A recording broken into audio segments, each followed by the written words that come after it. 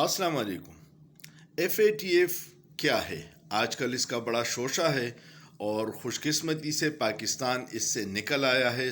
पूरे पाकिस्तान को मैं मुबारकबाद देता हूँ, ये बहुत बड़ी कामयाबी है।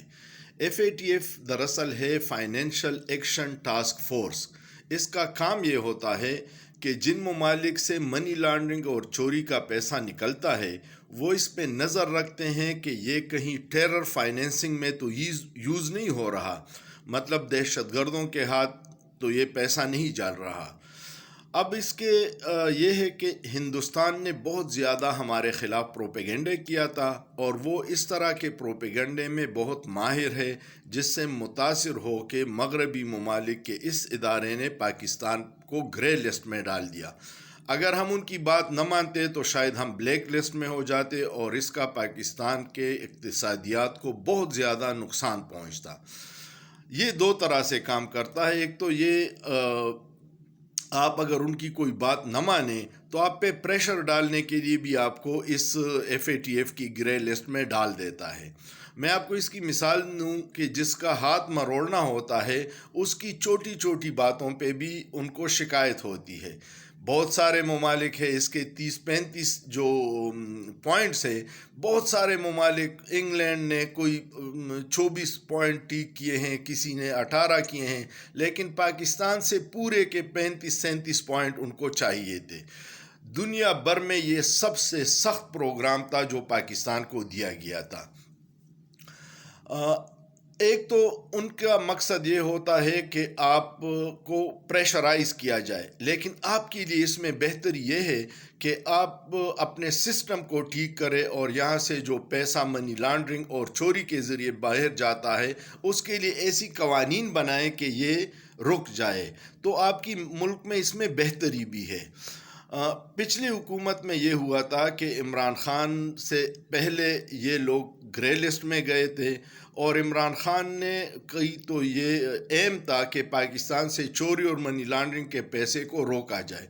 जब इसकी कानून साजी कौमी असम्बली में आई तो इस अपोजिशन ने जो आज शादियाने बजा रहे हैं इसने उसका बायकाट किया था और उन्होंने ये ब्लैकमेलिंग की शर्त रखी थी कि आप नैब कवानीन में तरमीम करके हमारे केसेस ख़त्म कर दें तो हम FATF कवानीन में आपका साथ देंगे। लेकिन इमरान खान उनकी ब्लैकमेलिंग में उस वक्त नहीं आया था और उसके बाद ये इमरान खान के साथ इस वक्त जो हो रहा है, क्योंकि ताकतवर हल्के भी इन लोगों को, इन छोरों को सहूलत दे रही थी NRO 2 की शक्ल में, तो इस पे क्रेडिट जो जाता है वो आर्मी को जाता है। उन्होंने भी इसमें सीरियस कोशिश की और हमाद अज़हर जो उस वक्त वज़ीर ख़जाना था, उसने बहुत ज़्यादा कोशिश की। हमाद अज़हर की कोशिशों से, इमरान खान की विल की वजह से ये कवानीन हुए। इसका प्रोसेस बड़ा स्लो है, वो आप पे चेक रखते हैं, एक साल तक आपको मॉनिटर करते हैं और पिछले साल फ्रांस में उसके इजलास हुआ था तो हमाद अज़हर ने अपनी प्रेजेंटेशन में उनको 90% मुतमईन किया था और उसका आज नतीजा निकला कि उन्होंने आज ऐलान किया और आप ग्रे लिस्ट से निकल गए। ग्रे लिस्ट से अगर आप जाते हैं ब्लैक लिस्ट में तो फिर आपकी इंश्योरेंस रेट बढ़ जाता है, कर्ज़े आपको बहुत हाई सूद पे मिलते हैं, आपके साथ कोई कंपनियां कारोबार करने से हिचकिचाती है, लेकिन आप जब वाइट लिस्ट में आ जाती हैं तो ऐसी कदगनें ख़त्म हो जाती हैं। ये पाकिस्तान के लिए बहुत अच्छी बात है, लेकिन PDM ने इस के रास्ते में बहुत रुकावटें डाली थी। इस पूरी अपोजिशन ने इन कवानीन को मंजूर करने में उस वक्त असम्बली से बायकाट किया था। मैं ये इसलिए रिकॉर्ड पे लाना चाहता था कि आपको इन ड्रामेबाजों की ड्रामेों का पता चल सके।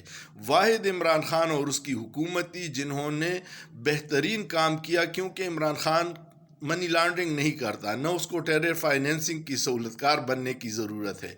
उसको तो Pakistan, free and fair Pakistan चाहिए जिसमें ऐसे कवानीन हो जिसमें चोर और ये सारे काबिल गिरफ्त हो। तो एक बार फिर पाकिस्तानियों को मुबारक हो, पाकिस्तान ग्रे लिस्ट से निकल गया, ये बहुत बड़ी कामयाबी है। अल्लाह पाकिस्तान को ऐसी और भी कामयाबियाँ दे। पाकिस्तान जिंदाबाद। शुक्रिया।